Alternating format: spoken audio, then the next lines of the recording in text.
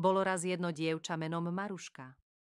Bolo to dobré a skromné dievča, ktoré žilo so svojou macochou a nevlastnou sestrou Helenou.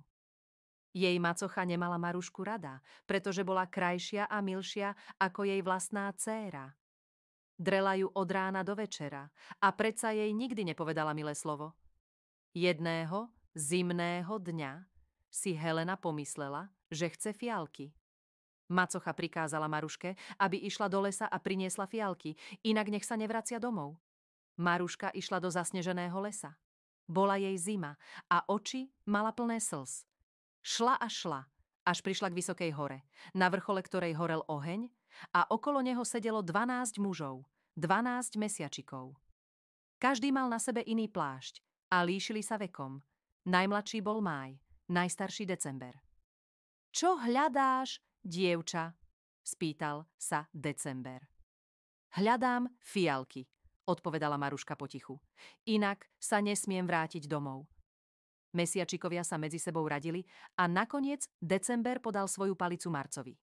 Ten urobil rukou pohyb a les sa zrazu zazelenal, slnko začalo svietiť a medzi stromami rozkvitli fialky.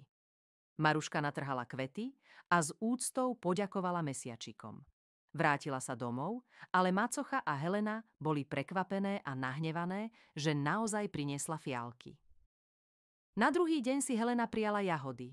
Macocha poslala Marušku opäť do lesa. Maruška sa opäť dostala k ohňu a tentoraz december podal palicu Junu. Les sa zmenil na leto, objavili sa jahody a Maruška si ich mohla natrhať. Doma však žala len hnev. Po tretí raz chcela Helena čerstvé jablká. Maruška sa opäť vybrala do lesa a tentoraz ju september urobil jeseňou.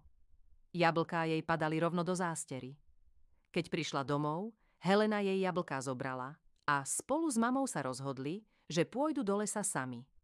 Verili, že keď Maruška dokázala priniesť toľko pokladov, oni dokážu ešte viac. Boli však pyšné a nevychované. Keď prišli k ohňu, hovorili hrubo a žiadali od mesiačikov jahody a jablká.